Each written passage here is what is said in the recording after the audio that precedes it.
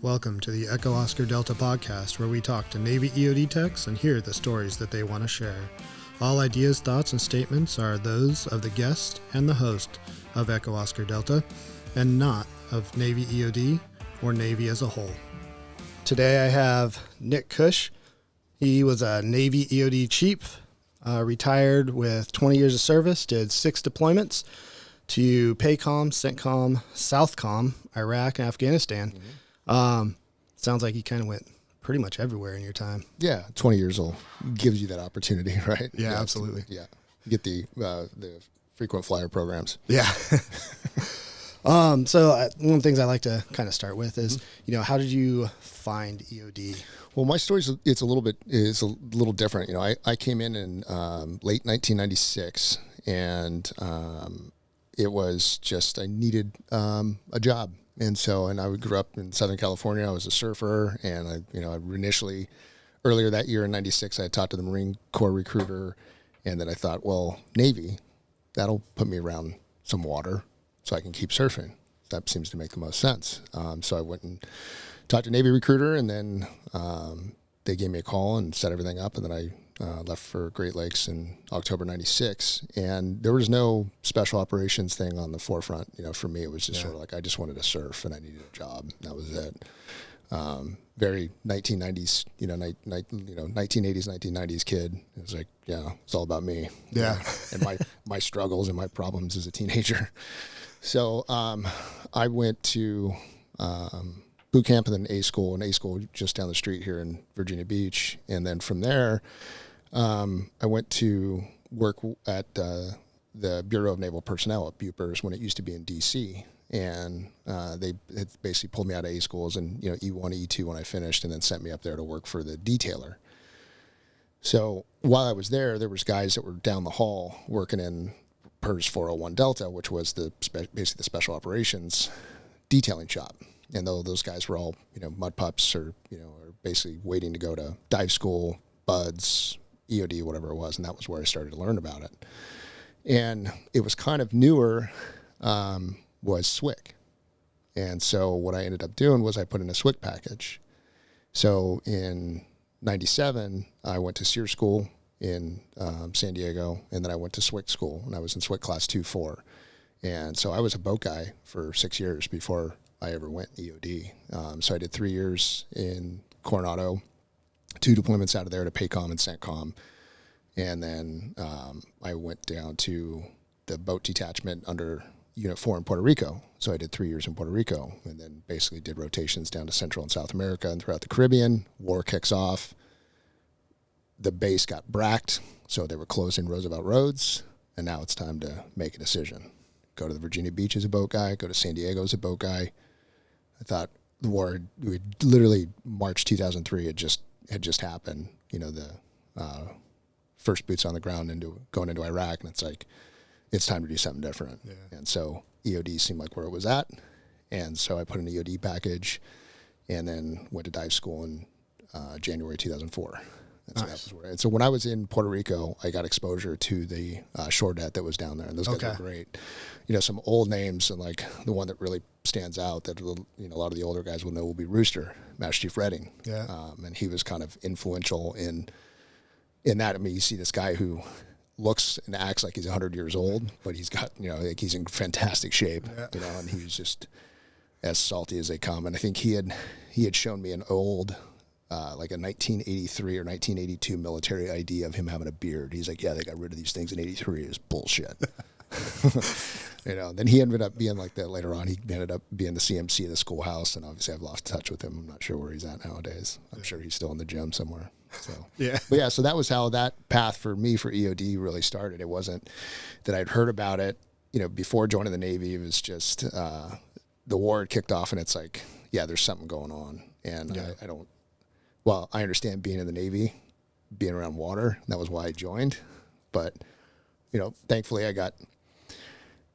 I still say thankfully I got through 20 years and 22 days of never having to, being assigned to a ship. So which a lot of my family still finds kind of funny. And even some EOD Master Chiefs find that kind of funny also.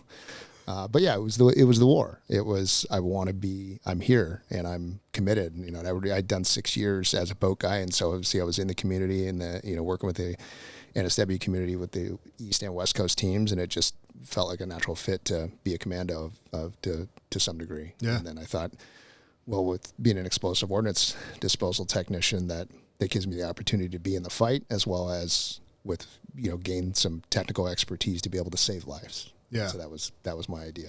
So nice. Yeah. It's pretty interesting way like coming in. It's a weird path. How was it coming from SWIC to EOD? Was there resistance since SWIC is like? No, Okay. I thought there would be. Yeah. I remember the detailer. His name was what was his first name? His last name was Worrelman. He would have been Senior Chief Worrelman. And yeah, he's he's really cool about it. And I called him. I remember exactly where I was on base in Puerto Rico when I called him. And I was reluctant, I'm just, this E6 and been in the Navy for, at that time, 7 years and 7, 8 years. And he said, look, man, he goes, you've done your time. Like you've done your minimum activity. You've done 6 years. And from what I can see, it's been a good 6 years. So if you want to, switch over. And he even said, if it doesn't work out, he's like, we'll have you back. It's all good. It was It was really nice. It was like, there was like a safety net, but I wasn't thinking about not making it, It's like, wanted to get through it. So, yeah. That's good. Yeah.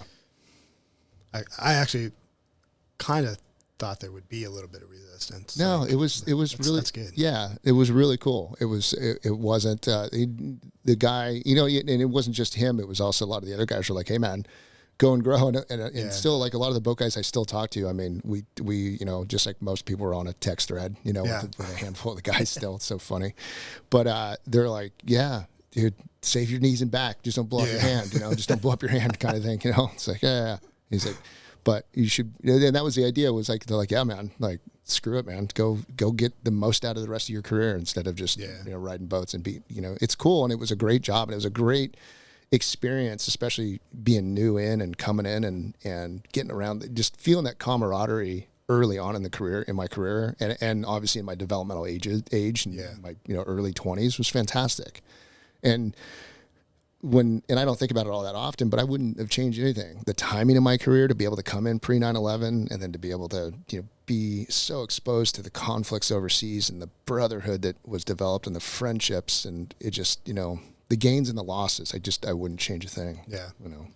So a couple suggestions, but I wouldn't change it. Yeah. It's like, I don't have any complaints, just a couple suggestions. Yeah. But, I like it. You mentioned, doing 20 years, 22 days without getting on a ship. Yeah. Well, I rode a ship for like 8 days once. Okay. That was about it. I never was assigned to a ship. So Nice. I came in as an OS. Oh yeah. Yeah. So if you're an OS as an operations specialist, you're sitting in the Combat Information Center looking at whatever. Yeah. Yeah. I remember my first deployment was on a carrier, and my mom laughed at me because when I joined the Navy, I told her I'm joining the Navy, but I'm not going to be on ships. And she was like, I don't know how that works. Yeah, and then first deployment was on a carrier, and she was like, they got you. Yeah. That's awesome. So you didn't read the whole contract. Right. Yeah. Exactly. So your deployments, once you went EOD, they were mainly with the teams, right? They were them. all with the teams. Yeah. So you had exposure to working with the teams from the SWIC side and then from the EOD side. Was it pretty similar in terms of like the interaction, or pretty different because of the job? Or it was, I didn't put a whole lot of thought into it. I was, at the time it would have been I got over to Mobinet 3 in late February 2005, and they had put me on the team. At the time, we were calling them detachments, and that was assigned to SEAL Team 3. And I remember talking with the at the time it was what would have been the readiness and training officer, would have been the late great Kevin Childre, fantastic human being right there. And we had a conversation. Him and I had a conversation in his office about, he said, look, we don't normally do this because of your background, that we feel that collectively that it's going to be an okay fit. And if it's not, then we'll just move you. It's no big deal. And he was, Kevin was he was such a realist and such a down to earth guy. And he knew how to balance, especially being prior enlisted and having such an extensive background in the community and in the Navy in general, he knew really how to talk to people. And so it gave me the confidence that it was like, okay, I was more worried about how the EOD command was going to be doing, looking at this as opposed to how my interactions were going to be with the guys. But, upon completion of our EOD, ULT, our unit level training, moving over to the teams for me was really easy. Nice. The guys were great. And you have to, you got to cut your teeth on some stuff. And my favorite thing that when I first got over to the team, I'd met them out at Nyland. They were going through land warfare, and the platoon chief was walking through the halls, and I just showed up, and I was like, everybody's still sleeping, right, in the morning. And the platoon chief is walking down the hall, and I look at him, and I'm like, no shit. I deployed with him as a boat guy in 1999, and he was the LPO, I believe. No, he wasn't the LPO. But he was like an E5 in the platoon. I'm like, you got to be kidding me. He was going to be my platoon chief. He's like, Nick. I go, yeah. He goes, you're an EOD guy. I'm like, yeah. He goes, weren't we in Paycom together? I go, yeah. He goes, you're in Tribe Platoon. I'm like, okay. Sounds good. And then we started doing walkthroughs and everything, and then it was great, man. He was he's a unique individual for sure. And he said before we were going to do live fire IADs, and he goes, hey Nick, this first one, just don't shoot, just go dry. I'm like, okay. He goes, just get the movements down. I'm like, okay. He goes, it's not that we don't trust you, it's just that we don't trust you. I'm like, good to go, understood. I'm like, yeah, it didn't take it personal. It's like, you gotta earn that, and get the movements down and stuff like that, because the guys, they had their own new guys they were weeding through and going through and trying to mentor, and now this other outsider. So I got it, and it was good, and it turned out to be a fantastic experience with those guys for sure. So, awesome. That is interesting. No matter who you're working with, if you haven't done a workup with them when you come in, you do have to kind of put your ego. You may be the best shot in the world, you may be the best at whatever, but I mean, when you roll in with new people, you kind of have to understand that they got to figure out where you're at so that they can get that comfort. Yeah, they'd rather have high levels of trust and mediocre performance. Yeah. So, and honestly, I think that when I say I think that's just a general for us. It's like I'd rather have a guy that I can trust in a bar that's going to support something goes sideways. Same thing on target, and that's the idea. So you have to earn that. It's not just overnight, And I mean, there's some guys even in their own community that they're like, I don't fucking trust that guy. Yeah. I mean, it's just it happens. Yep. It's just a trust thing. Just because you went through a selection or a pre-screened kind of process doesn't mean that you're good to go. You have to earn that trust. And that's what I would tell guys that, later on when I was working in training, was that when you get ready to go to these blocks of training with your respective SEAL platoons, be good. You don't have to be great, but don't be bad. Yeah. Be good, fall under the radar, make it to where even the training guys, the training cadre, don't know that you're an EOD guy. It's the easiest thing. It's just like, do what they say and don't shoot the wrong Don't shoot anybody. Yeah. Just shoot the targets. Exactly. It's like, and just stay out of the debriefs. And that's it. And take care of those guys, and that's it. Because if you want them to take care of you, at the end of the day, that's what the firefights are going to be all about, is left and right. Because nobody gives a shit what you wear on your dress blues at the end of the day. Right. Who cares, man? So when you came into EOD, did you know? So because of your exposure, you may have, but did you know the difference, like the different types of RESPORGs, the different types of teams that you could end up being on? Yeah, at the time it was, we had our own, I don't remember exactly what the ops board had as like acronyms, but it was like you're either on a response team or an NSW team. Yeah. And that was it. And then I think Mobile Unit 3 was still doing some stuff on MCM stuff, but that hadn't really kind of, because it was so, in 2005, it was so hot in Iraq, Fallujah, and then getting into, pretty much all of Al-Anbar was so bad that it was either response, the big one was response, or NSW, and that was it. Yeah. So, yeah. since you knew that and you saw those, did you have a preference? Oh yeah.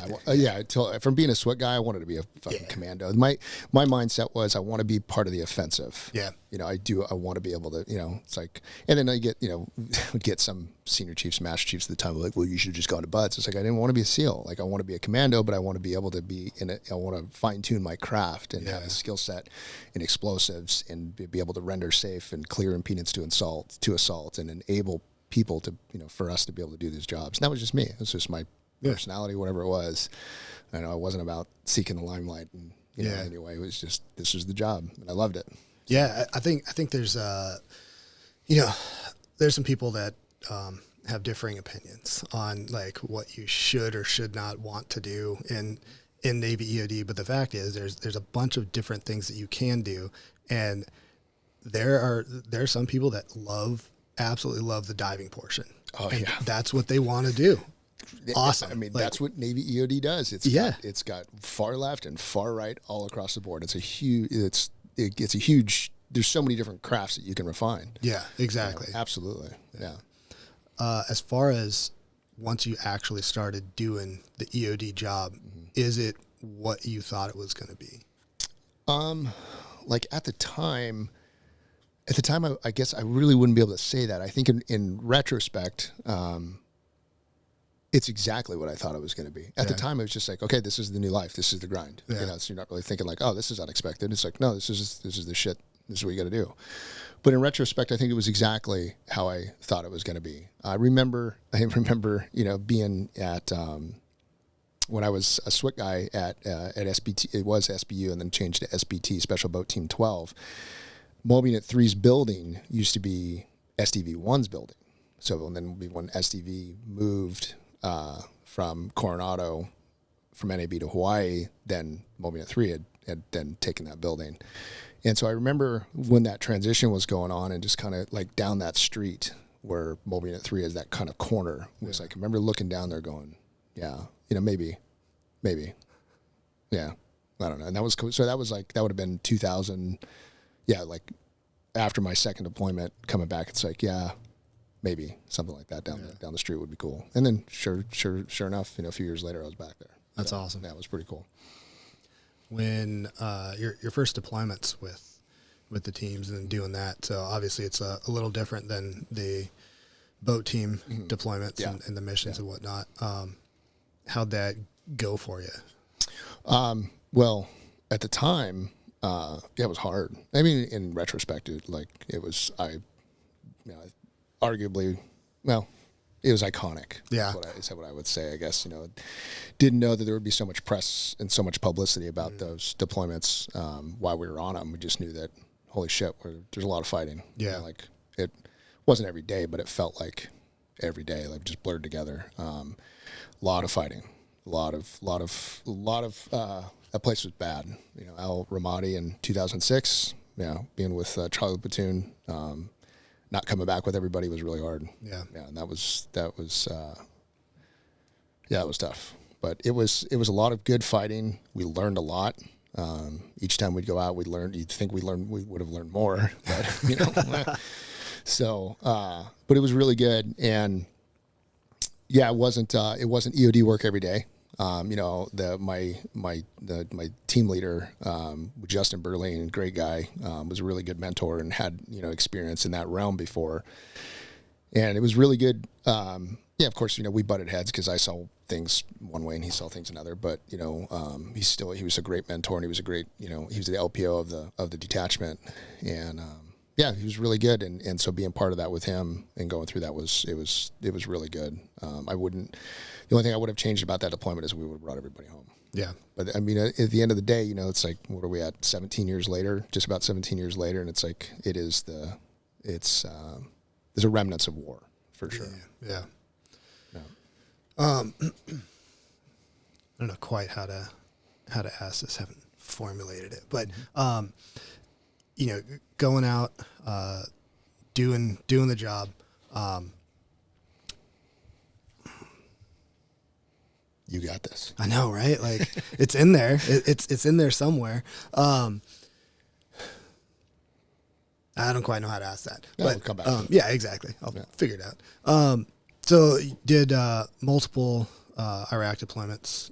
Yeah. So we did 06, 2006, came back, and then took just a couple, month or so off, whatever you can handle after something like that. And then got right into the training cell, working with my good friend Sean. And I was learning a lot from him because of his experience in Fallujah and response teams.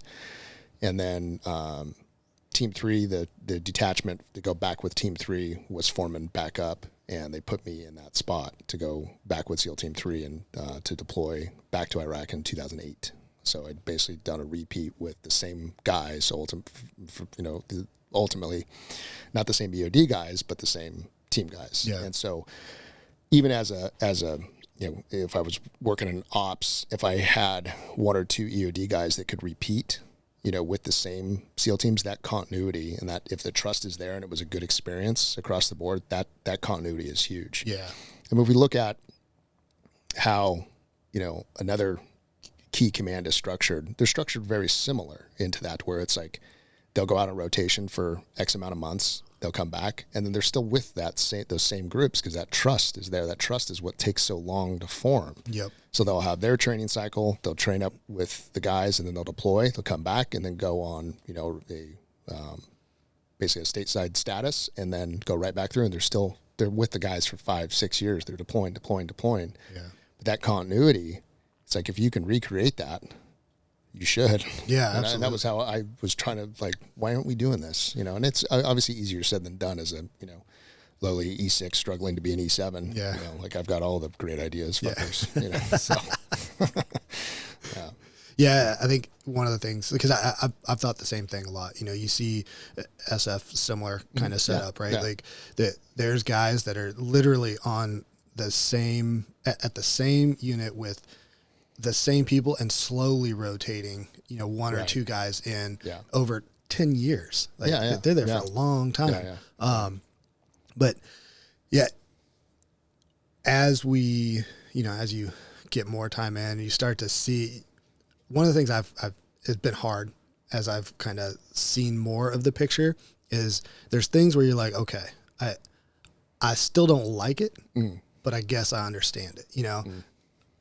I still think there's things that could be changed and ways that, we could get a little better on that. Cause you hear from, I did multiple with, SF training deployments, we'll call them.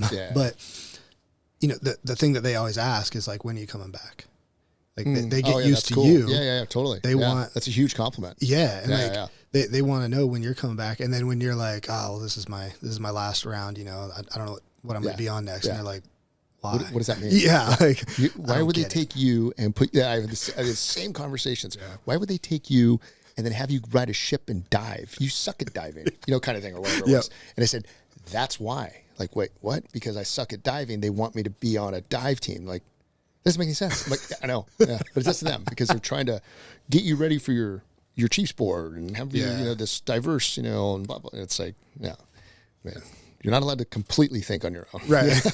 Only when it's convenient, So it's like, but it's part of the machine, And it is, yeah. I think that's with a lot of things. Like, what can you influence, and if you can't, then. I mean, you can have thoughts about it, but if you spend too much time thinking about it, you're just going to circle down that hole. Yeah, and at the end of the day, we're in the military. We're supposed exactly. to do what you say. It's like, all right. Cool. Exactly. Yeah. Getting guys, you said when you were doing some ops time and whatnot and like trying to line people up, right? I know for most of us, that is not where we want to be, right? We want to be on teams and cycling through and getting after it. But since, again, we are in the military and we have to do certain things. When you were in those roles, what kind of thoughts did you have as far as like, you said a little bit about how if you saw a guy or two, you try and recycle them on teams so they would be continuity. Well, and I was never in a position where I was moving magnets. Right. I would like try to influence it. Yeah. Hey, why not? This is a good dude, so. Yeah. Looking at training the teams. So, I know it's still true today. And I think it's pretty even across the board. The thing that that everyone is worried about, I think all across the board, is, now we're slowly getting, there's less and less people that have combat experience, right? With you coming back, whether in that ops or in that training role, sitting in a seat influential or actively training guys that are going out, how your experiences and kind of they lead into what goals you have. Mm-hmm. Did you have these things are what I am going to do? Like, there's a lot of other things that need to get done, mm-hmm. but these, because of experiences and whatnot, are important things. Did you have that when you were in that training role? Yeah. And so what I did, and I was, guys that went through training under me, when they were going through assaults training on the West Coast, if they remember, which I like to think they would, I had basically a sort of like an adage that I would sort of give the guys, right? So as you're being in the training detachment, where I'm the only EOD guy in the training cell, surrounded around 2, 3, 4, deployment guys, SEALs. We all became, it was just like getting on a platoon again. You all become good friends. Trust develops, trust develops usually over beer, quite a bit. Right. And then it's like, what I did was when the EOD guys would come over to go through the training, I would brief them, and I said, this is what we're going to go through, and the training that you guys, I had to figure out what my role was, right? The guys had already passed their EOD evaluation. I wasn't there to evaluate them. Now, if there was an outlier that really sucked, then I would bring that up, and that never really happened. Was that the guys had passed their evaluation, they're going on deployment. Now, this is the time that you get to refine your EOD skills within the SEAL platoon, something that we had a difficult time recreating at the EOD training commands. This is a huge opportunity. So with that, we're going to go over training just us, with no team guys around, just for a couple of hours, right? We're just going to go in. I'm going to give you everything I got. Mm-hmm. Take it, don't take it, it's fine. But then we're going to set up to where you're going to give training to your platoon mates, and any of the scenarios during like FTXs or anything that we're doing, it's gonna make you look good. Yeah. Right? Because I'm not here to make you look bad. You've already passed everything. Yeah. So I'm just gonna help you refine that by doing some training. And then I'm gonna help you train your guys. And then during scenarios, complex scenarios, I'm gonna set you up for success. You're still gonna be challenged, but I'm gonna set you up for success, because I need you to not only your guys need to have trust and confidence in you, but you need to have confidence in yourself. Right. Because overall, and this is a character attribute about myself, is that if you make a mistake, make sure that you're the only one that's going to get fucked up. Yeah. Right? Yep. You don't want to make a mistake and get someone else killed. Right. But that was me. It doesn't mean that was everybody, but that's where that training, that's where I was able to figure out what's important, what's the why, like why are we doing this, and what's the best way to do it moving forward to keep these guys alive. Yeah. And yourself. Sebastian Younger said it really best in a TED Talks years ago, was that what we do as soldiers, sailors, whatever, is that we have a tendency in combat to live in this brotherhood, in this love that's like, it's not, you can't really explain it. It just is. That we put the safety and well-being of each other above our own. Yeah. Do that. Even guys that are like, he's kind of a piece of shit. He's an asshole, right? Doesn't matter. You're in a firefight with him. You put the safety and well-being of him, of his life above your own. You just do. And it's not about the post-op or anything else. It's about those times. Yeah. So that was like the big thing that over, my time with the guys and overseas, was that if I'm going to regurgitate and push any of this, it's going to be a very psychological kind of message to wrap your heads around, that combat, kind of embrace that fear and just do gooder. Yeah. So, yeah. I like it. I think, that's a perfect time to have someone like you with that mindset where it's not an individual skill, because all that's done. Yeah, right? yeah. You got the skills. Yeah. Now you got to get that mindset locked in and right, so that bring these guys home, bring yourself home. Exactly. Absolutely. Exactly. So along your career, I'm sure there's a few people that kind of influenced you and helped. Sometimes, every time I get into this, there's always, the positives, and then there's the ones that influenced your career for better, but because it was a negative. So either side,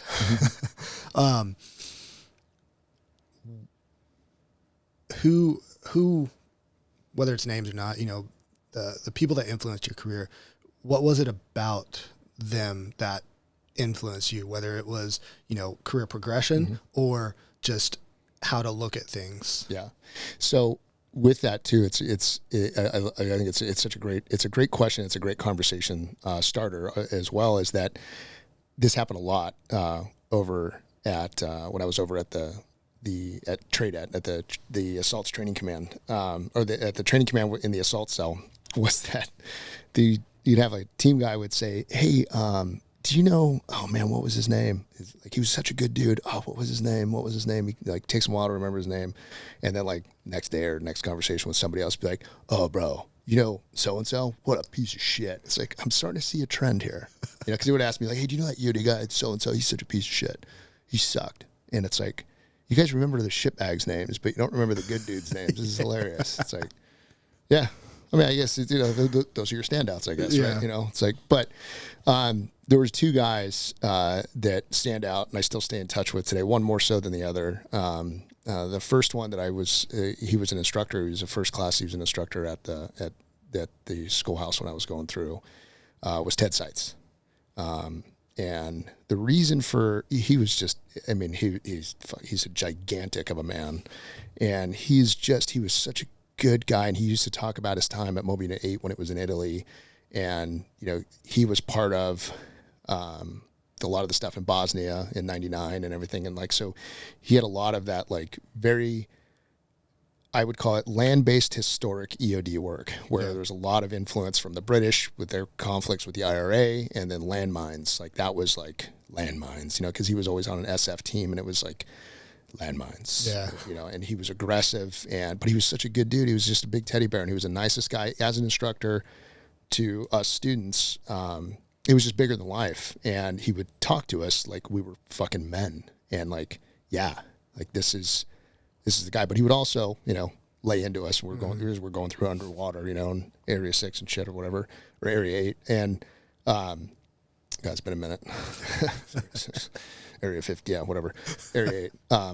Our Area 8 sucked compared to everybody else's. So, anyways, but yeah, so he was a great instructor, and he was kind of like that as a student, still intimidating, and then to be able to work with him years later when he, came, he did it, I think after he left the schoolhouse, he went back to 8 and then came out to Moby 3. And yeah, he's just a great guy, and he's retired living in northern Arizona, and just wish him a happy birthday every year and just stay in touch. And yeah, he was a great guy.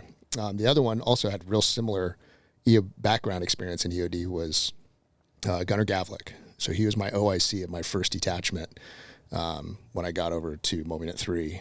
And so he was a lot of Bosnia and Kosovo experience, from Moby 8 and, being on SF teams and stuff. And so great guy, really good mentor, and was good with the boys, and also had a good balance between what he had to do in the XO and CO's office, and then op shop and the coordination. You can sit there as an E5 or E6 and go, man, this is bullshit. But it's bro, those meetings he's going to, you don't want to go to those meetings, right? And then have to come to tell 8, 9 of your guys that this is what's happening. So that's just how it goes. But he was great. I still stay in touch with him. He just recently retired last year. He's living in Texas with his family, and he was just a good friend. He was always a good mentor and kept a really good balance. I remember he was in Fallujah when we were I was in Ramadi in 2006, and he had come out to basically do a visit, with a couple of the other people from the SOTF, from the task force. And he was just really down to earth. And he was like, you could feel sort of like this support because we were in it, man. I mean, we were firefight, and it was hard. It was mentally, it was getting taxing. We'd already lost somebody, and we had one person evac, out. But he was really supportive, and yeah, he was a good man. Yeah, definitely still is a good man for sure. So those two guys definitely stand out. As far as the other ones, yeah, you know who you are. Yeah. And if you're asking yourself, is that me? It's probably fucking you. I think I kind of remember what I was going to ask earlier. So, when none of my deployments were crazy like that by any means. That's okay. When you're right. Yeah. Just saying, like, I like to talk to people because, so I like to get in this question. I'll ask it first and then I'll explain why, because otherwise I'll forget it because my brain don't work. Right. But so when you're constantly going and things are constantly heavy, right? I've talked to a lot of people, a lot of my friends, have been in those kind of deployments, right? And I get a lot that, because I didn't go to Iraq, Afghanistan, and kind of like we talked about at the beginning, you wouldn't have changed anything in the lead up to here, right? Probably wouldn't have changed anything on how heavy those deployments are, because that's one of the things that like bonds you together with those guys, right? And why you're probably so tight with them. But I get a lot, like, in a way, be thankful you didn't, right? Like I got a lot of other types of experiences in EOD, right? We have, like you said, the left and right of EOD. It's a long distance between, far. Right? It is very far, yeah. And there's solid work on all of those fronts, right? Very different types of work sometimes, but having, getting in heavy, probably not necessarily wanting to not do that anymore, but were there times where you're like, man, I just want to fucking chill for a bit? Oh yeah. Like, yeah.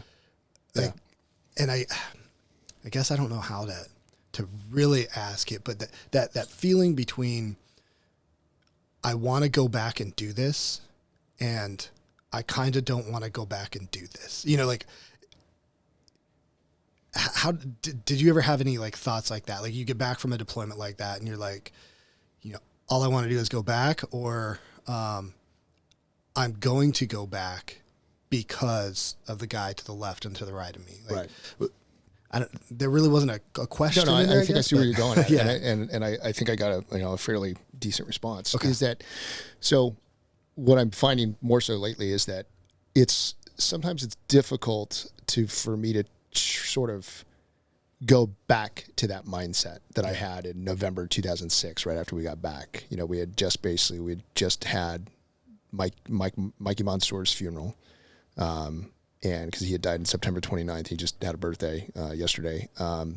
And we lost Mark Lee. Ryan Job had been blinded and was still undergoing surgery. Sadly, he passed away 3 years later from surgery complications. So, yeah, we're on the coattails of this, like, this wasn't supposed to happen.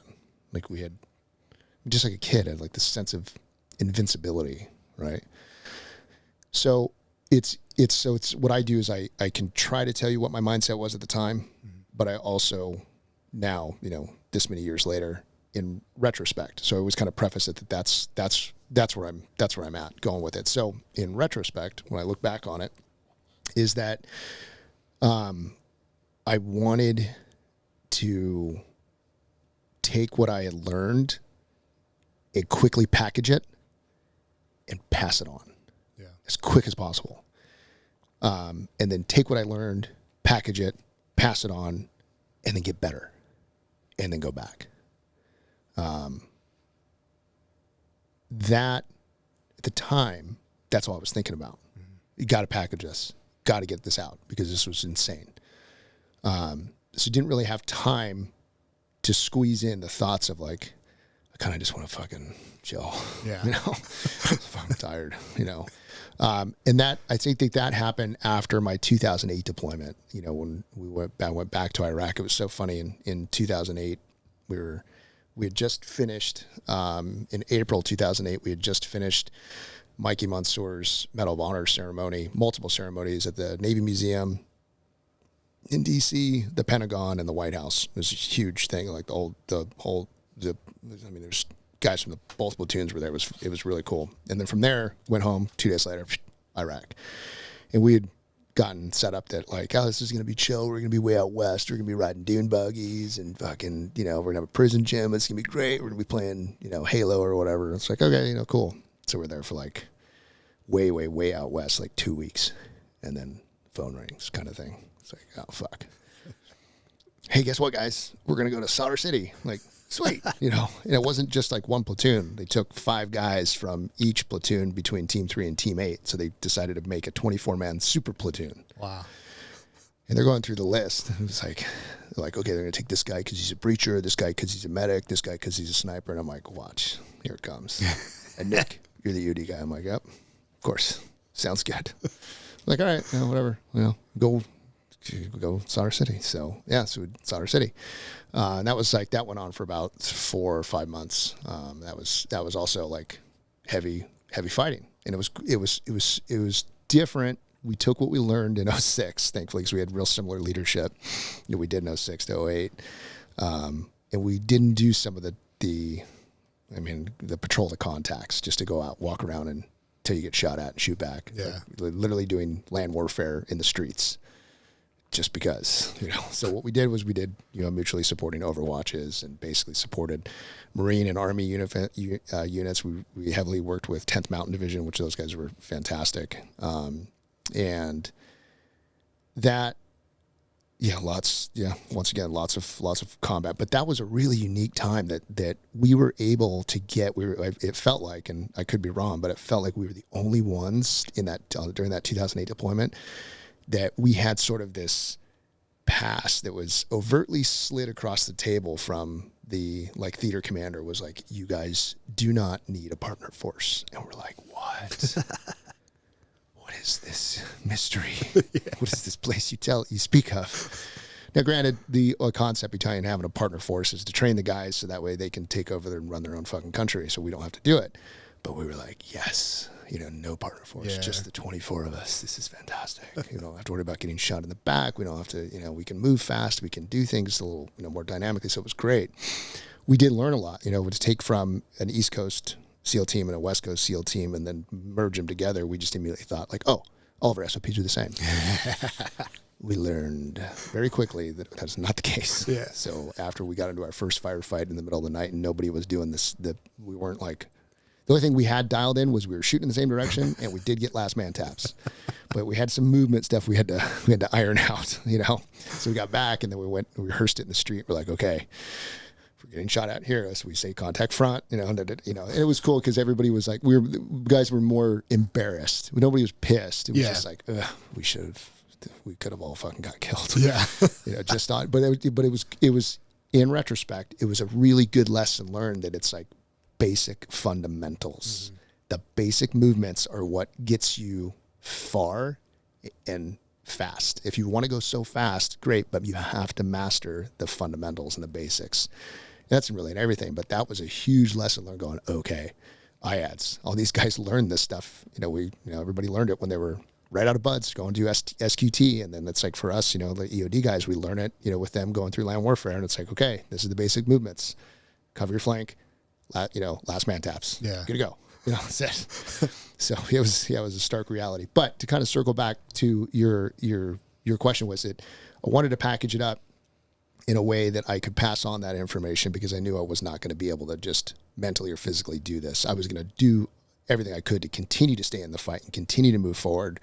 But I knew that I'm going to have to do something with this information. Yeah. And God knows I'm not writing a fucking book or anything. So I'd rather give it right away. And which is really cool because I actually never really thought about it until now. That mindset has carried over into what I do now, and we can get into that later, but it's like to continue to serve those who serve. I'm out, I'm retired. I've been, 2006, 7 years. And it's like, I'm still trying to package stuff that I'm learning now to give to, operators that need it or want it or, so to keep moving within that direction. But that was it. Yeah. I think for me, the guys that I have taken the most from or do exactly that, like understand, because there are some people that they learn a bunch and then they hoard that information for one reason or another. My favorite people. But the ones that come back and, I think our community is really good at it overall. When stuff's going on and new flying things are happening, within a month, those are back and at the training unit, and we're putting those into training. So like, hey, not only is this but this is the thing, Right. So learn from that, and then here's the guy that was there. So he will tell you what they do. Yeah, he wasn't just the guy that wrote the white paper on it. But exactly. Exactly. Yeah. That's in a nutshell. To be able to pass that on, and I think that. I wish I would have done, after 2008, I wish I would have done one more before going to, because I ended up working in the air cell for a couple of years, in the air shop at the training unit. I wish I would have done one more before I ended up going back and going to Afghanistan in 2014. Yeah. So there was quite a bit of a hiatus there, or a bit of a break that I wasn't rotating, but I was still part of, the training unit and trying to do stuff with the training unit and sort of basically do some of the air stuff. And that was where that path has sort of led. So. Yeah, actually, so this will be interesting because I definitely want to come back to the training unit side, but something that I think is interesting, and I think about as my career progressed, right? We do our job for a little while, right? Mobile units, deploy, do whatever teams we're going to be on, and then it's then we roll into that phase where we give back, right, to the community, right? Yeah. If you want to look at it like that. Yeah. Sometimes you go to a shortette and just have fun, but you shortette guys, right? That's just me being envious. Me too. But it is like that's our prime time, like body wise, mental wise, like everything, And I understand there's that recharge time, but you talked about. After you came back from those few years of, focusing on something other than the war side as your primary, even though I'm sure, when I was the training unit, I had my job, but then I was still like bouncing into other divisions. Like, hey, what's new? I know I'm going back to a mobile unit. I know things are still happening, so I want to be aware, but I have to do my regular job. Yeah. So that time frame and then going back, was it the recharge you got? And that's what everybody tells us it is, right? It's a recharge time. It wasn't. Yeah, especially for air ops and the diving portions. Yeah. Well, no, I when I went to air ops, not to say that any of the riggers that worked in air ops would be, if they listen to this and they're like, oh yeah, I remember that guy. Sorry. Okay.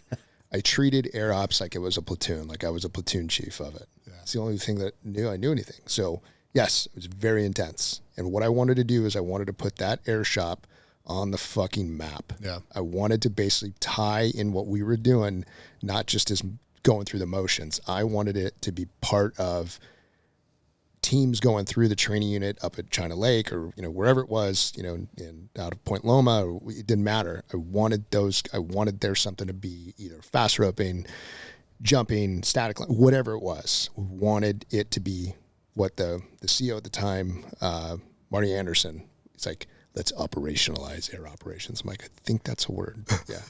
So that was the idea. It was like, okay, we had the new, the TAC training for the new EOD students going through, and that was easy. It was just rope stuff basically.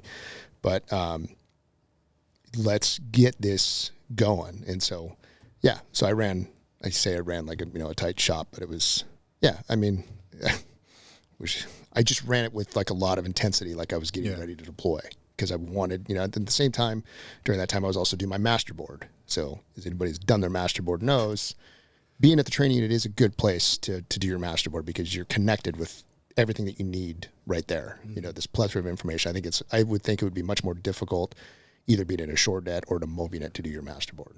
So I was blessed with that with a lot of really good guys. Jeremy Logan was fantastic. Really good friend. I haven't spoken to him in a long time, but he was on my board. He was really good. But yeah, I just ran with it like I'm just gonna stay fucking intense. Yeah, and that was it. You know, so that's good. When I was at the training unit, I did nukes, but it really didn't matter what division I was in. I came and there were things that I thought were missing from the training side, the exercise side in EOD specifically. And I came in and, you know, you wanted to operationalize, you know, the air portion, right? Yeah, Get it into everything. Package it. Yeah. And that's, I had like a goal with things that I thought were missing that we should have been doing more. And so like, I think that's where I got I still wanted to go out. I probably would have rather stayed on a team and had, you know, been doing it. But totally. when you can't, getting in and being like, okay, there's a problem. I'm gonna fix that. I'm gonna do as much as I can. Yeah, to fix that. That's just man shit right there. Yeah. You know, it's like, and I was fortunate, you know, when I went over to that air shop, I mean, there wasn't a whole lot of air subject matter experts, you know. Yeah. Oh my God, Mark, thank God. See, this is where you forget the good dudes' names. Mark Buska. He had since retired, and he was a big, you know, he was an retired EOD guy and super talented, great guy, was in the air world, but was out of EOD. He was working like attack air and doing other stuff. And so he was a resource I would frequently tap because he knew EOD and he knew air. But then my sort of mentor at the time would have been East Coast based Chuck Hashek, the late Chuck Hashek. Great guy, well liked, well loved by a lot of people in the community. Some people not so much because he called them on their shit. Yeah. So he's a great mentor for me. It's like, oh yeah, this is what we do. Yeah, this is bullshit.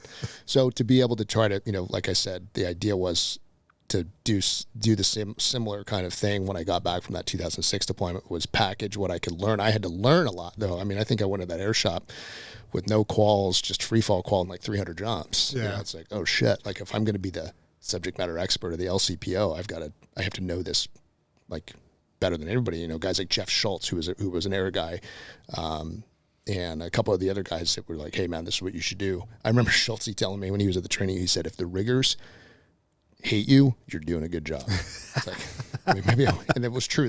I know they did. I mean, it was like, hopefully in hindsight, they'll be all right with it. But we did get a lot of really good work done for the EOD guys. Cause that was basically our client was the mobile unit EOD guys. Yeah. You know, that was what we had, you know, guys had to pack rounds, pack reserves, get stuff ready, go on these trips, support this. We are in a support role. Yeah. Face it. That's the reality. So that was to be able to package these things. And I kind of keep going back to that as like packaging this information and then putting what the training loves to do is training objectives and then basically pitch it. Here's your presentation. Here it is. This is this, and this. And that way you're giving your knowledge and your expertise, you're passing it on. That's the only way. It's overlapping. It's passing on. You have to. Yep. So, no. I remember, and this is probably a direct from, I think you were out of the air ops at training unit 1 by the time, but I remember, so when you're in the back of the airplane, mm-hmm. I think we just went out of one of the otters, but when you're in the back, right, and you're standing up static line because your OIC is the only one who's not free fall, and you will do it at the lowest common denominator. So we were all pissed at him, but you don't see what the jump master sees. Your angle isn't right. Yeah, but we had trust. Yeah. Holy crap! First guy, right? I'm first in line, looking out, and I can't remember what DZ it was, but looking out and. There's just mountain, and I swear it was like 100, 200 feet below us. Oh yeah, that would have been out of Brownfield. Yes, Trident DZ. That's where it was. Yeah. You fly right over the mountains. Yeah, it's ridiculous. Yeah, like you still see those mountains because of where we are, right? And I'm I'm like, that's not 600 feet. Yeah. That's definitely not 900 feet. Yeah, it's supposed to be like 12, yeah. 13, yeah. Like, what's happening? And then the light goes green and Jump Master's looking at us, and then he says, go. And I'm like, what is happening? And then I see the mountain finally go away. And I was taking my first steps before he went, and I was like, I trust him. But yeah, just close your eyes. It's like a night jump. Dude. Yeah. But it was good, though, because like I think that is one thing that is missed when we don't execute those mobility pieces. That if you never execute that, especially in as realistic of training position as you can, then when you do it for real, I mean, there's a whole lot going on in your mind. Yeah. And instead of like, is this going to work? Do I know how to do this? It should be, okay, once I get down, this is what I need to do. Right. You know, and it's funny, we were doing an interview with Ray Kubiak, who's the chief instructor at iFly Virginia Beach today. And he's been, working in tunnels since the 90s. And his first breakthrough with working with the military would have been in 2005. And I love how he phrased it. He said that, he's a civilian, has never been in the military. But he said that, he goes, it's been literally the highlight of my career. And then now at this point, nearly 20 years, he goes, it's been my career. It's training military guys because it's been the most rewarding. Yeah. He loves to do the training, and he gets into it really a very good psychological sort of mindset. And I learned from him in 2009, and we've been friends ever since, is that if I can get you to be comfortable with this, this is just a way to get to work. And we used to always say that. He's like, if I can get you to be like, this is nothing. This is tying your shoe. This is just like going through the motions. This is the easy part. Like I don't want him to have to worry when he exits the aircraft if he's going to go upside down. And if he does, what does he need to do in order to be like, oh yeah, we're good. Yeah. So that's what he loves to see, those light bulbs click. He works on obviously fundamentals, but then he really gets into the psyche and working with the individuals and the guys. So that way it boosts their confidence, which then in turn increases efficiency, which then in turn increases success. Yeah. So it's just this fantastic like effect. And he says it's like a cause and effect, right? Is how he does his training. And, now that, and the idea is that what we do, whether we're on active duty or not, or if you're a manufacturer or training or whatever, is that you are part of something that may seem so small, that what you're providing potentially, whether it be equipment or training, has the potential then to increase safety, efficiency, success, as well as these guys to be able to rescue an American hostage. Yeah. Like you're just making this small little effort. Whether you're like where I work now as a parachute manufacturer, civilians or skydivers, great people, but like the stuff that you're working on, it's going to save an American hostage someday. Yeah. You could trace it. You could do your ancestry.com on all this equipment, but it'll come back to something that you worked on. Yeah. Something that you gave. So it's that serving those who still serving those who serve, doing something that's not about you, doing something that's a little bit bigger than yourself. Yeah. So, yeah. That's great. Looking at, so you talked about, going to Afghanistan after. How different was that? Oh my God, it was the greatest deployment I've ever heard. It was so cool, dude. Like, oh man, there were so many great aspects of it. The first one that stands out was it pissed off quite a few people at the EOD command. It was so great. So I was an instructor. I was basically the EOD instructor at the urban combat, in the urban combat block of assaults training under NSW Group 1, under basically the SEAL Command. And there was like, hey, there's this opportunity. What's the opportunity? To go with SEAL Team 3 and augment their deployment to Afghanistan with Charlie Platoon. I'm like, are you kidding me? Yes. Deal. Just sold. So it was so great, man. And so because this goes into this human connection, man. Like if you meet someone in 2006 or 2005 and it was a good introduction or a good meeting, they may not remember your name is what we've learned, but they're going to remember the introduction, like the continuity, the trust. So fast forward all these years later, mid 2013, they're like, hey, you want to go on deployment? I'm like, yeah. Who do I have to ask? Like, nobody. Just come with us. So literally as an EOD chief that worked for NSW Group 1, I was going to be basically OpCon and AdCon to an NSW command. So I literally went over there as an E5 with a gun, a couple That's guns. awesome. Yeah, and nods. This was fantastic. You know, like it went through a couple training blocks with them, and my good friend, who was a platoon chief DF, and then the command master chief at the time, just great people. And they're like, yeah, let's go. Like, fuck these guys, I don't want to listen to them. So it was really, I mean, there was some, obviously some of my friends at that Moby Net were like, this is really cool, man. Like, how'd you pull this off? It's like, just kind of, they asked, and I said, here's my, next of kin. Here's all my stuff. Good to go, and they had a lot of it still on file. But it did kind of irritate some people because I didn't go through the FEP process. Right. It's like, but I'm going as an E5 shooter.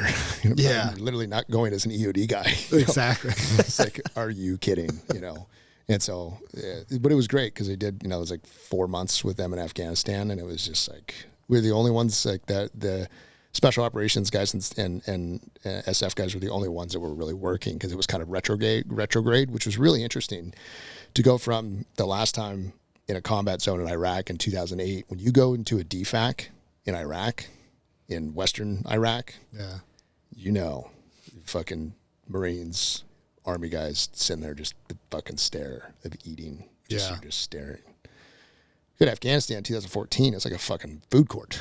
It's like people wouldn't shut up. It was so interesting how different it was. I'm like, whoa, this is so weird, right? What just happened? Dude, I remember asking somebody, going up to somebody, so I was so surprised. It's like, hey, so are you guys like going out, And they're like, no.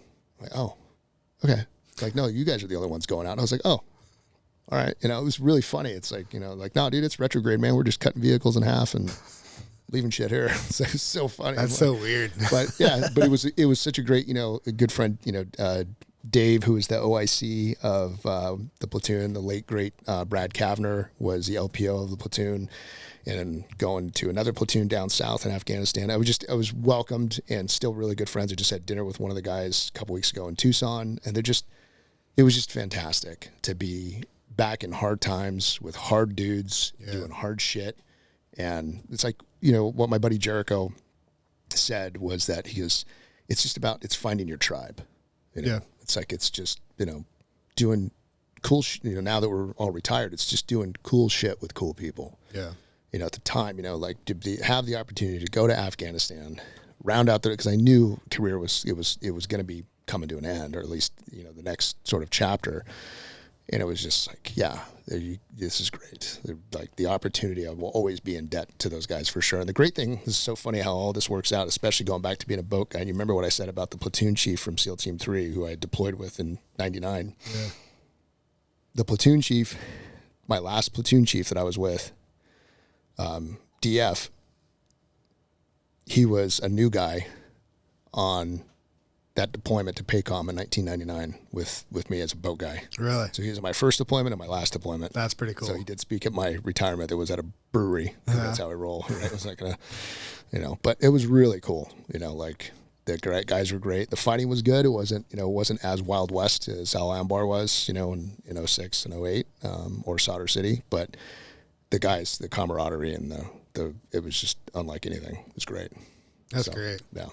No, I definitely missed. That's the hard part about leaving. Yeah. That's the hardest part, because it's like, you just know. Yeah. Now it's gone. Yeah. So, yeah. So transitioning out, I'm assuming, because it never is, that it was not just a smooth, easy process. How'd that go for you? It was a pain in the ass, but once again, it was, I had gone on terminal leave in July of 2016. We'd moved to Florida because the wife was originally from Florida. And so it's like, okay, trying to find a job or a GS job in San Diego, that we had no idea what my retirement was going to be or disability or any of that stuff, was like, it's expensive to live in San Diego. That was 7 years ago, let alone even now. So she's originally from Florida. So we moved to Florida. I'm like, okay, got to get a job. So we'll get a job. That was like contracting in the skydiving industry. Because the way I looked at it was, I did 20 years in the military and I had all these different skill sets. instead of trying to do all of them when I retire, like I did all of them during this time, I'm just going to find like one or maybe two that I really liked. And then that's what I'm going to do. I'll just refine that craft and continue to refine it and grow in it and do it. And that's just what I'm going to do for a living. Nice. So for me, it was jumping. I loved it. You know, I went to free fall and right before like pre-deployment leave in 2006. And then it was just like, yeah, this is fantastic. This is fun. This is great. And then, you know, through the time in the air shop, and then that was what I liked the most. So that's where I found myself. But in October 2016, going through the admin paperwork, you know, separate, you know, the retirement stuff, medical and all that stuff, I sat down for about 2 or 3 hours and I wrote a how to retire and how to separate for the caveman, like an idiot, trying to like almost an idiot proof. How the fuck do we get out of the military? Yeah. Now I tailored it specifically for the Navy, and I noted there was going to be differences. I wrote, it was like 36 pages, a lot of cuss words, a lot of sarcasm, and then I had my buddy Henry proofread it. He'd do some edits on it, and I just blasted it out. And then before I knew it, it was like 2,000, 3,000 people. I still get hit up today about it. Like, hey, bro, thanks for that separation, you know, brief. That was great. I'm like, well, it might be a little dated. Like, no, it was good to go, you know. So that was, but when I look back, this isn't to toot my own horn, but it was, what did I do? I packaged something that I learned that sucked to try to make it better and more efficient for the next guy. Yeah. Even if it helped out one person, that was it. You know, because you get 3 packages. Like, I don't even know what a fucking SF 1043-9 form is. What the fuck is that? You know, so if I can shortcut it for them, you know, so here you go. You know, so that was the idea, you know, behind that. But yeah, not only leaving the military and leaving, you know, your tribe, so to speak, and then leaving geographically to go to Florida, man, yeah, that was tough. You know, it's like, who am I? Why am I here? Yeah. You know, and statistically, you know, there is some statistic out there that when we retire or separate, whatever job we take, within 12 months, we'll be on to something else. Which was like, this won't happen. It fucking happened. Yeah, it definitely happened. But I was a contractor working for another bigger LLC, and we were just basically coaching military on parachute flight. You know, and it was good. It was a prestigious company, and I was honored and flattered that they picked me up, and it was great. And I learned a lot of, you know, basically different perspectives. Now I was back to training, but I'm not active duty, so now I'm getting paid for this. So you have to carry yourself in a different way. They do travel claims differently. So it's like all these little different things. You like, oh shit, you know, there's no what was the DTS? Yeah, God, I mean, which is great. There's no DTS. It's a lot easier doing travel claims on the outside most of the time. But yeah, there's no DTS, and you do get to pick your airline. Yeah, it was tough, you know, and so, you know, like similar to when I got back from that first combat deployment, I filled it with like thoughts and executing and doing stuff and just doing and staying busy and trying not to get too stagnant, because then I just get bummed. Yeah. You know, like, man, I miss having a mission, right? Because I retired at 39. Yeah. You know, like, fuck, you know, like I need a mission. Yeah. I don't care how small it is. Clean the garage. Fuck. Well, that's kind of a lame one, but I'll prioritize it somewhere. When it is mission number 1, it'll be I'll execute it. Yep. But we need a mission. We need appreciation. We need value. We need that. And we got that from our guys, and we got accountability, you know, of each other. And that's just, it like feels like it just poof gone. Some guys can manage it really well. Some guys, you know, not as well. Yeah. So, but it was tough. And, you know, it's gotten a lot better. I mean, I've been, you know, disconnected from it for 7 years, but I'm really lucky because the industry in which I currently work, I'm still around the guys. Yeah. You know, I'm still around guys I was in Iraq with, I was in Afghanistan with, you know, not all the time, but it's still around dudes that I just know. And so I'm working for them on training or on products or whatever it is. I still get to be part of it. And it's just super cool. You know, very lucky. Yeah. Yeah. So going to Florida, you've started your own business down there now. Yeah, right? So I did. I mainly did that for tax purposes, because that's what everybody does, is start your own LLC. Start your own LLC. It's super easy. So I'm the sole owner, proprietor of my own LLC. Yeah. And that's, like I said, all my 1099 work funds straight to that, so I can separate it. That's really, like I said, for tax purposes, and that's about it. Okay. So. So, yeah, you mentioned that air ops was kind of your thing. Yeah. You dove into that. You got pretty good at it. And then, so this latest project that you worked on, was it the air ops portion or the connections from the teams that how did you get linked up with the expedition? Oh, I would easily say both, for sure. So Mike Sorelli, who is one of the co-founders of Legacy Expeditions, and I'm the general manager under Legacy Expeditions. Before they had started the company, him and Andy Stump, was also retired team guy. I'm sure a lot of people that are listening to this know his podcast, Cleared Hot Podcast. I think they just started a thing on Ironclad, and his success with Black Rifle Coffee Company and everything like that. And I mean, he's a fantastic guy. Andy and both of them are great. So Mike reaches out to me. Mike and I were in Iraq together in 2006 and in 2008. So this is that repeatability kind of stuff, right? So we're friends. Mike was a former Marine. Well, he's a Marine. Then former enlisted, went officer, went to Buds, and then was basically a JO, and then assistant officer for us in 2008. So he's great. Absolute. His nickname is Captain Intensity. He's awesome. So he calls me up, and we kind of stayed in touch. He had moved over to the East Coast, and he retired out of here, I think, in 2018. And he called me up in June, July of 2021. And he was kind of wanting to get back into jumping, and so he knew that I was, working in the industry and doing a lot of jumping and could help him along the way. So he's like, hey, I have this idea. I'm like, okay, great. Because I knew he was doing stuff with initially he was working with Echelon Front and Jocko and Leif, moved over to his own thing with the Talent War Group, and now he was doing stuff with Men's Journal and the Everyday Warrior podcast. So he calls me up and he says, I got this idea. And he says, I want to do 7 continents, 7 skydives in 7 days. And I'm like, okay. Like, how much fucking money you got? How many planes do we have? And my first response was like, this is gonna be fucking hard. I'm like, why? He goes, well, it's another way to do something extreme and really obnoxious to try to raise money for a 501c3, a nonprofit. I'm like, okay. Well, I know some people, so we started planning.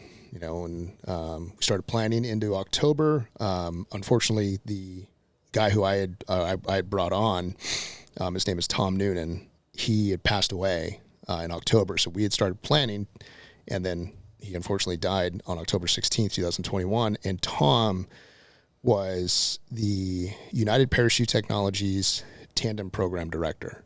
Incredibly talented. Everybody knew him. Everybody loved him in the industry.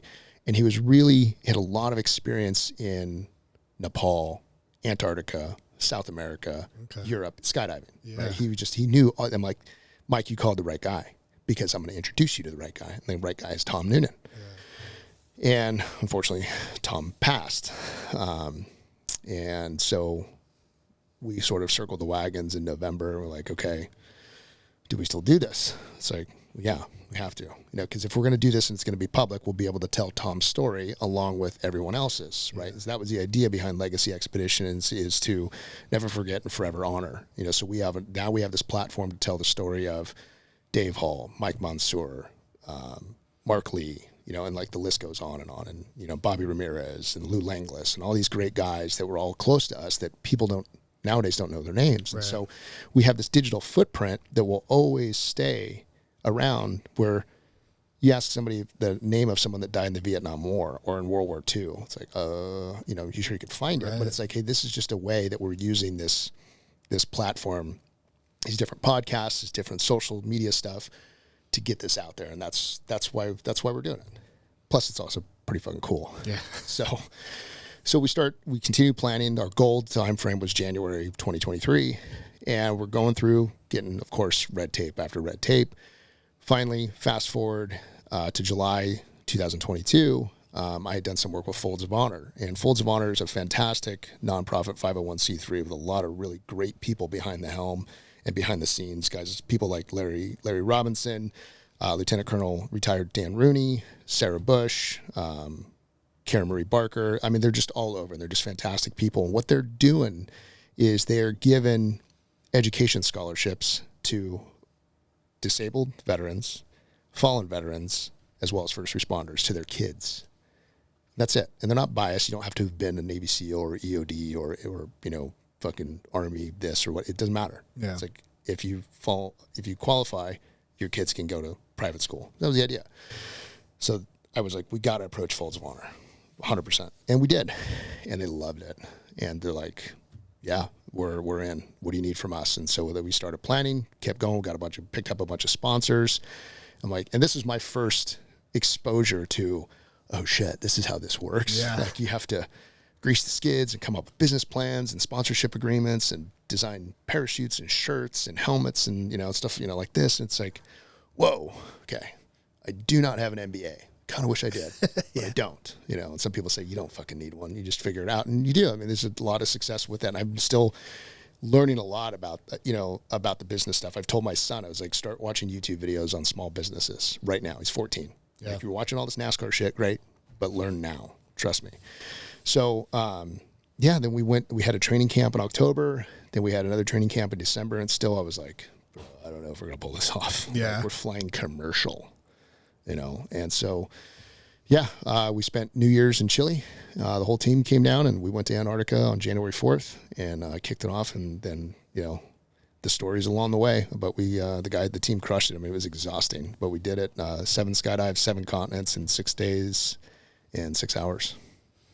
That's pretty legit. Yeah, that's good. And the documentary is supposed to come out sometime in the fall. I'm hoping September, probably be closer to Veterans Day. But Dan Myrick, who directed, I believe he was a director, producer of the Blair Witch Project. Yeah. I'm not sure if that was his exact title, but he was instrumental on that project in the 90s. And if everybody knows that one, that was low budget, high success. Yeah. And so Dan was fantastic. Dan and Kevin Burke on the team to do the documentary. So that should be, in the fall. I think we're doing a 58-minute documentary piece. There was conversations about doing 3-part series or whatever, but but with Legacy Expeditions we have other stuff in the works, doing sponsoring and supporting some other projects throughout this year, but that'll be unveiled as time goes on. Okay. So as the year goes on. Once you guys got into Antarctica and then started doing the different continents and making the moves,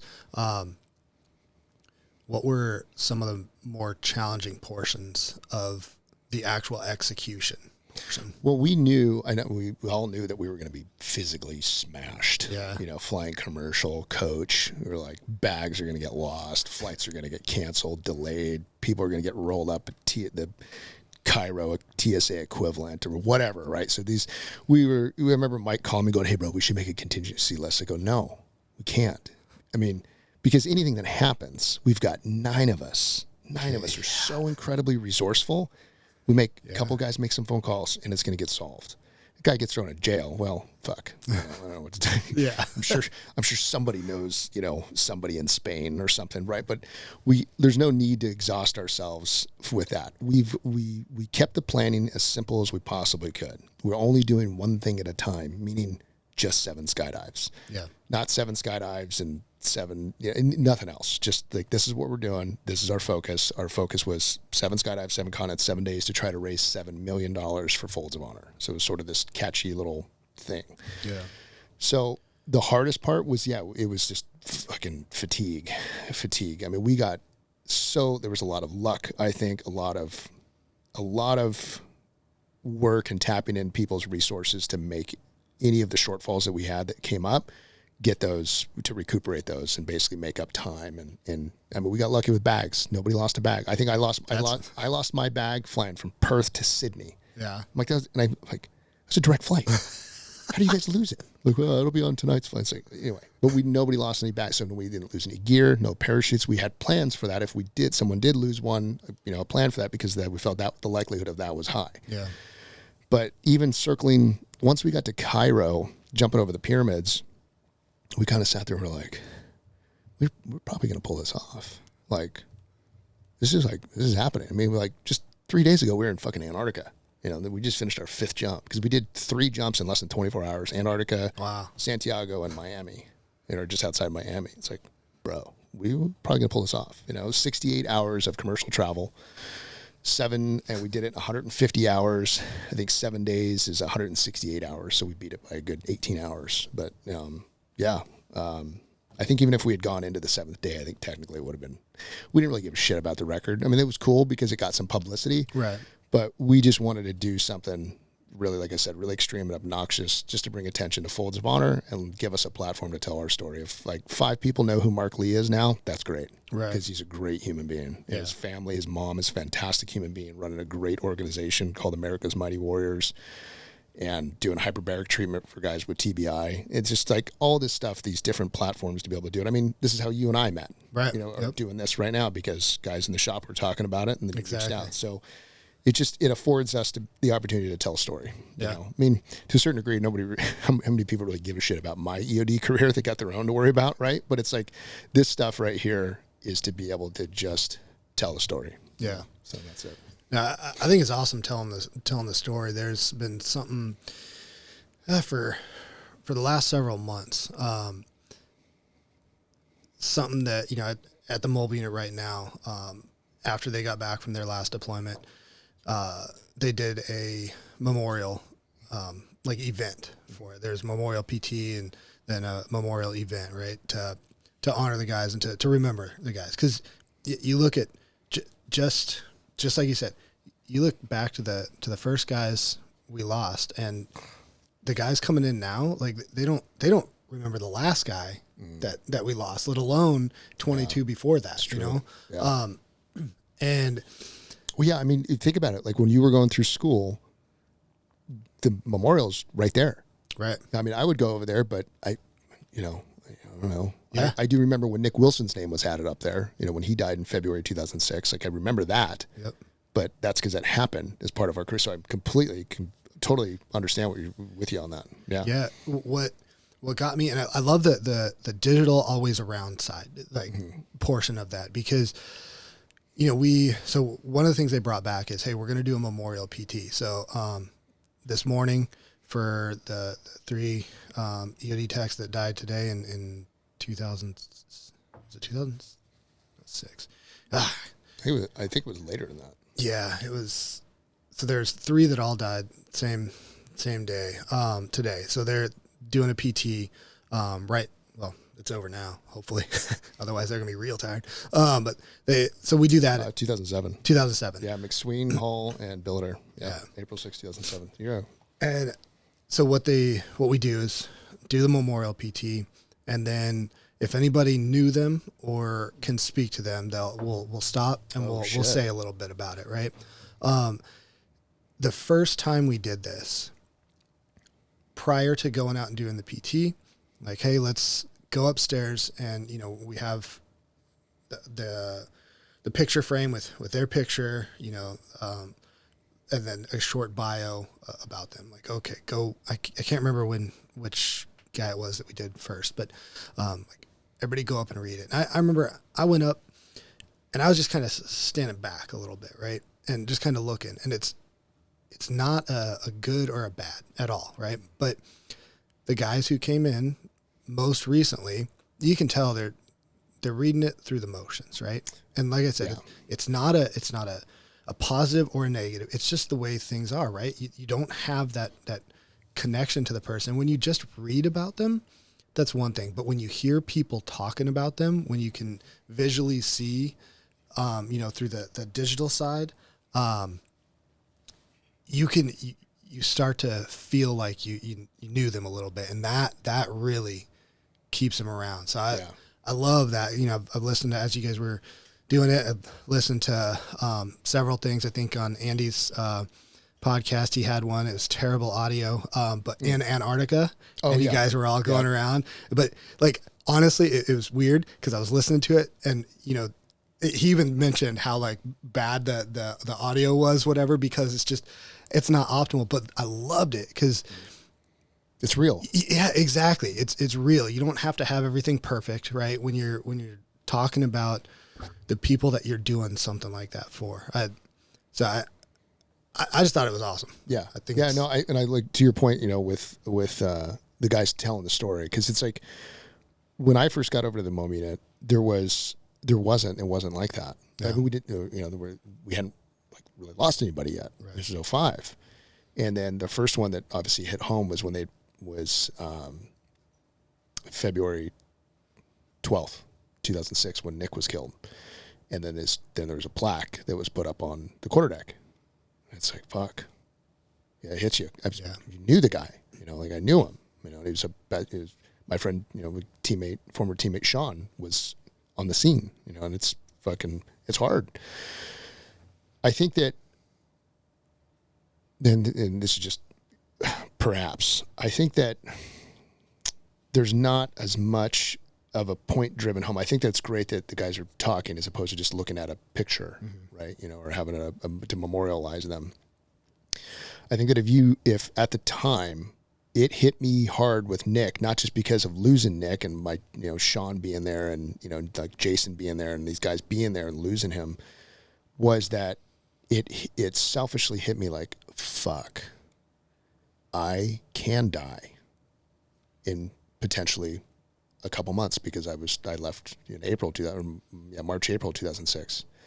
Okay. So there's a little stark reality started to kind of set in with that. So perhaps, that there's not a significant amount of combat operations that Navy EOD guys are actively involved in, from at least what I understand now, right. That maybe that's what it is. It's like you see, like, these guys died 13, 16 years ago, and it would probably hit home a little bit more if it's like, man, I could die that same way. Yeah. Next month. Yep. Or, my teammates could. There's a little bit more reality, like, fuck, I'm going to that place. Right. Because it just, at the time it just happened. So, and it's good, right? I mean, honestly, it's good that it's, got to wrap things up, right? Guys are not dying anymore. So that's a good thing, but I think that what they did at Moment 6, or, what they were doing about telling the story about it, letting the guys opportunity to talk about them, I think is great. Yeah. It's fantastic. Yeah. I think it's one of it's another piece that you take your experiences and the EOD lessons learned, the lessons learned from the jobs, and you come back and, like you said, you package that up and you deliver it to the next person. But I think it's just another piece to that. Yeah. Right. You talk about the people, you keep them alive, and then their memory alive, and keep passing that on, because at some point we're going back to something. Oh yeah. Who knows what it is, but it's probably not going to be good.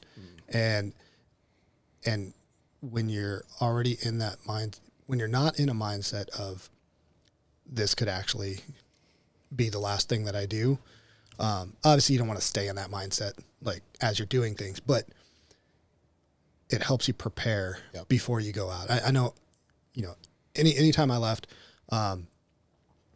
I prep everything, and then, everything else becomes second, and I just focus on what it is. Even if it's the most mundane ones, deployments that I've been on, those are the ones that I kind of like prep the most, because everybody's the most lax. Nothing's ever going to happen. Everything's going to be great. Yeah, and then complacency. You're trying to avoid that. If you get a call, can get weird real quick. Yeah, no kidding. Yeah. So doing the expedition, how was, I look at the pictures. They were pretty good. Yeah. It's legit. Yeah. What were the feelings like being the person that the picture is, Yeah.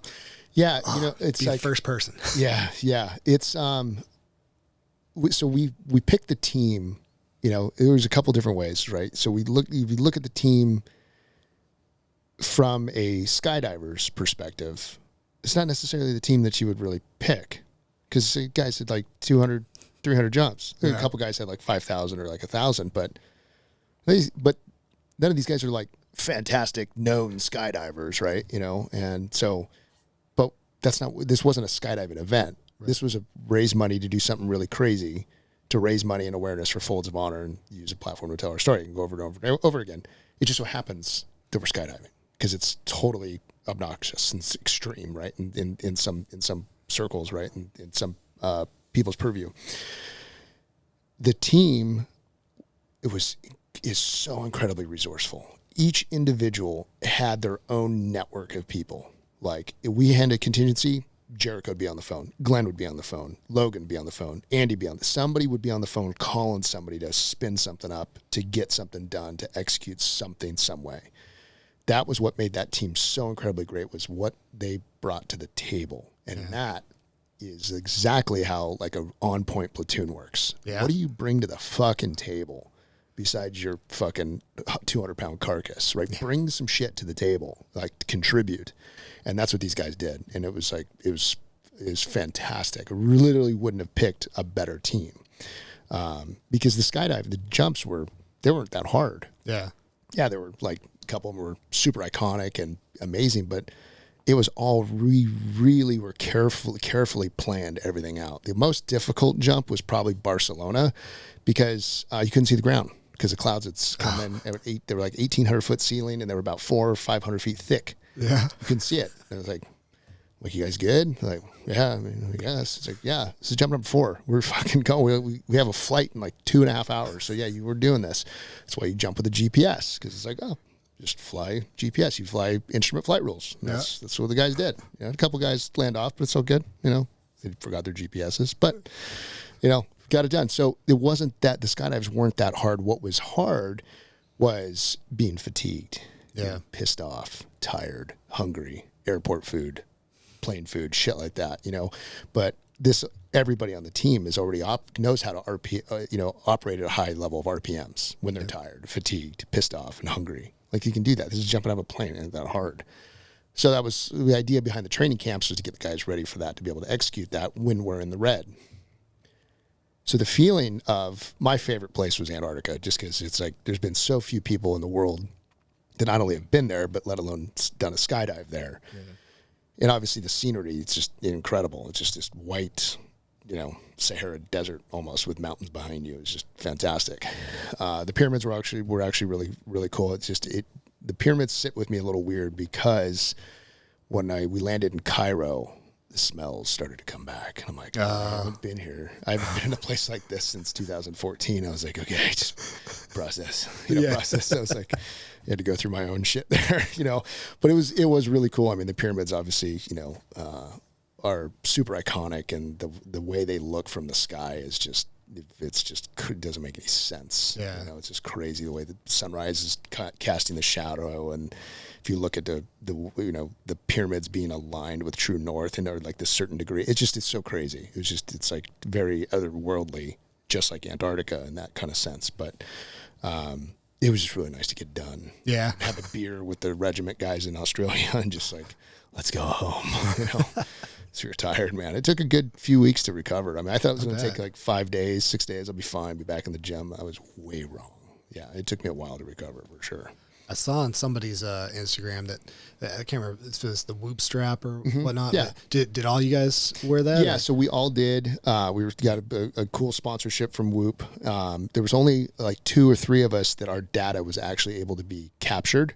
Okay. So I'd been with Whoop for 4 or 5 years before this, and then so we were on the sponsorship, and so I'll post stuff, you know, in support of Whoop. And so what Whoop did was great with, you know, Kristen Holmes and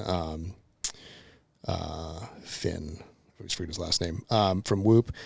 They put together a 11-page package of our 777 expedition. So you can see like before, like our baselines, and then just the plummet of recovery and increase in strain and shit sleep, and just this mountain of data, which was great. And a couple of like organizations that I still contract for were kind of interested in that, so that they could show like, hey, like this is some of the stuff that obviously air travel and jumping and all this stuff kind of does, you know. So they did a really good job with that. So Whoop has been fantastic in monitoring that and putting together that package, along with all the other great stuff they're doing. I mean, they've got, you know, professional athletes that are, you know, sponsored professional athletes, for God's sakes. It's like, us, cool. Yeah. You know, like, oh, whatever, you know, just, you know, bunch of cavemen jumping out of a plane, but all right, you know, sounds good. So yeah, it is pretty cool seeing those though, and like, because, you know, it's one thing to feel it, right? And then be like, oh, okay, I'll get a good night's sleep and everything will be fine. No, like, yeah, no way. Yeah. And then you just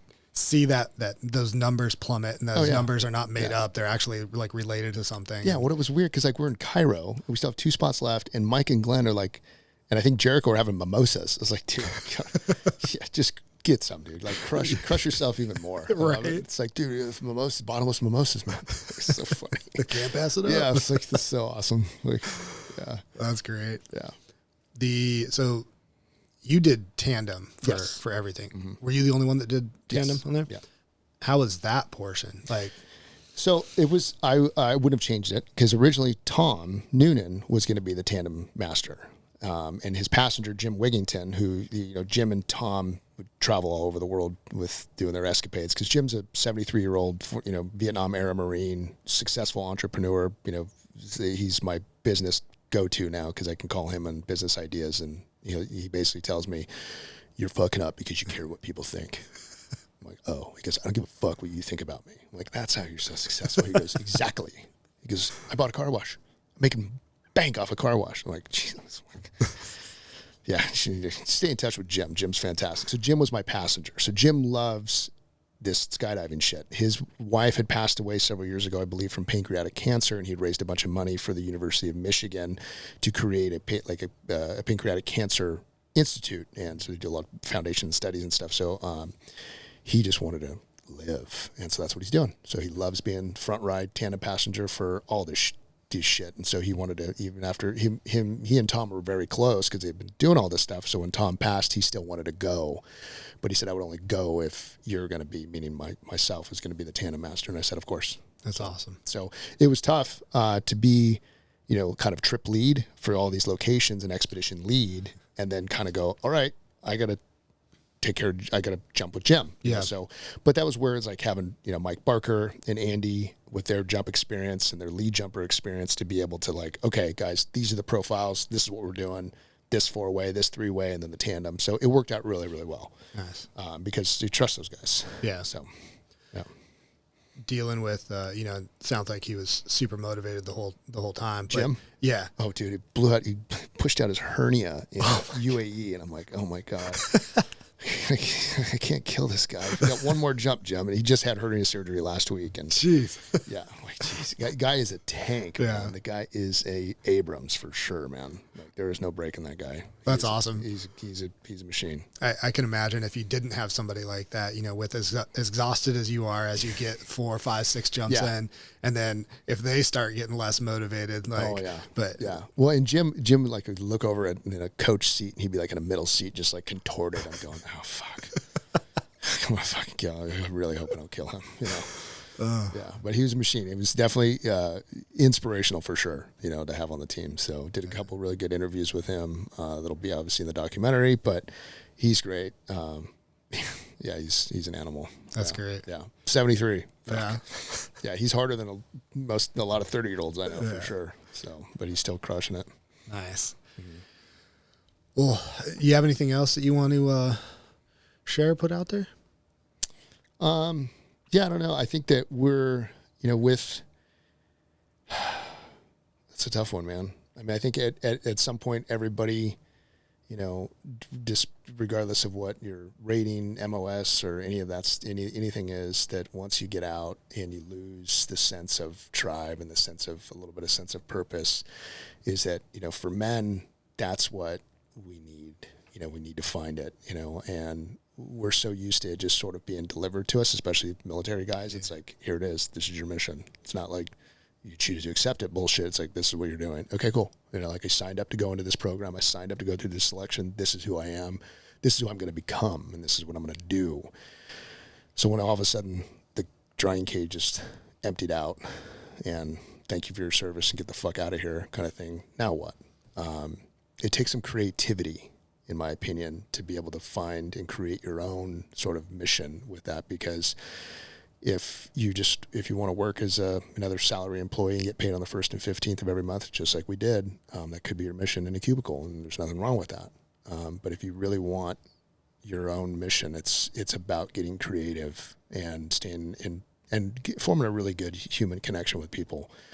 I think that's what it boils down to, because we need purpose. We need drive. Yeah, absolutely. We want respect. We want value, and we will go to the ends of the earth for a guy that we kind of maybe not even really like, but if we're overseas and in combat, you're damn right I'm going to step in front of it for him. Damn right I'm going to jump on it for him, of course.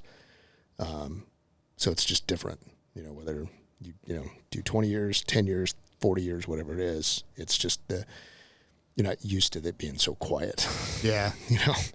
So, but yeah, I think that's the stuff I'm going through now is like, okay, forcing myself to get creative, and I'm writing a lot, and that's really helping. It's just writing for me. It's just self-reflection stuff. It's not going anywhere. But it helps. It helps with perspective. It helps taking a look in and sort of trying to look at your life objectively as opposed to subjectively. So, I would never talk to you the way I talk to myself. Otherwise we wouldn't be friends. Yeah, right.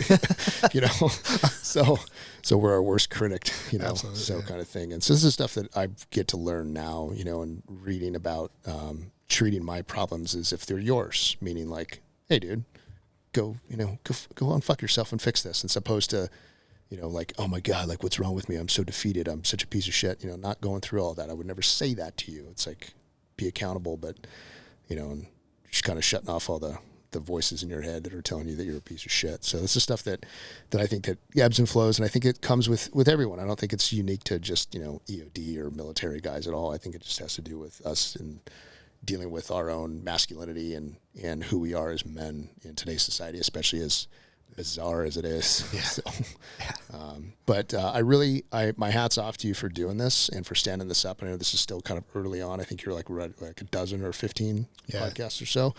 So I think it's really great, especially with like all of the guys that have, gotten out, and my friends over at Black Rifle, and Andy is doing his and doing really well. Mike is doing his Everyday Warrior podcast with Men's Journal. And I think it's great. I think it speaks volumes about your drive and your character and your passion about the EOD community and getting some guys to tell their story. I think it's really great, and I really appreciate you reaching out and having me out on this. So thank you very much, man. Yeah, I really appreciate that. I thank you for coming up and doing this, man. This is great. Yeah. We've talked a few times before this, and man, I'm super happy you came up. I've learned, one of the things that I wanted to get out of this selfishly is one of the reasons why I started it is I realized, we sit down with each other a lot, right? Different people, right? Sure. And nobody sits down and says, all right, today, lesson 1, I'm going to teach you something. But you walk away, right? And later that night, you're like, man, okay, I actually learned a few things, right? And just some mindset stuff, just in this, I don't know how long it's been. Definitely an hour, probably 2. I've learned some stuff from you, right? And I appreciate it. Appreciate all the stuff that you've done.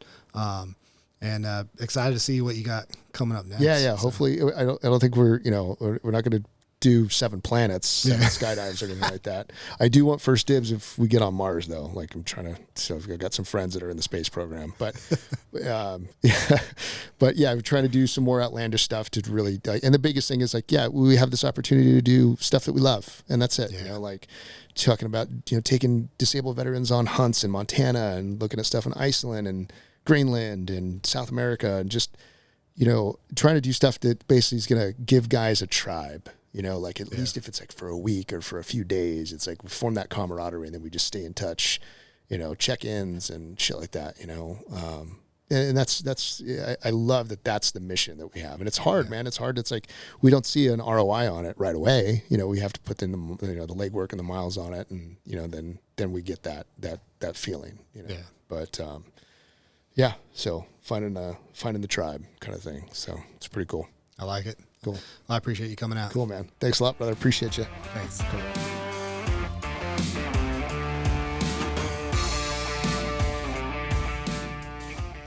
Thank you for listening to the Echo Oscar Delta podcast, where we talk to Navy EOD techs and hear the stories that they want to share.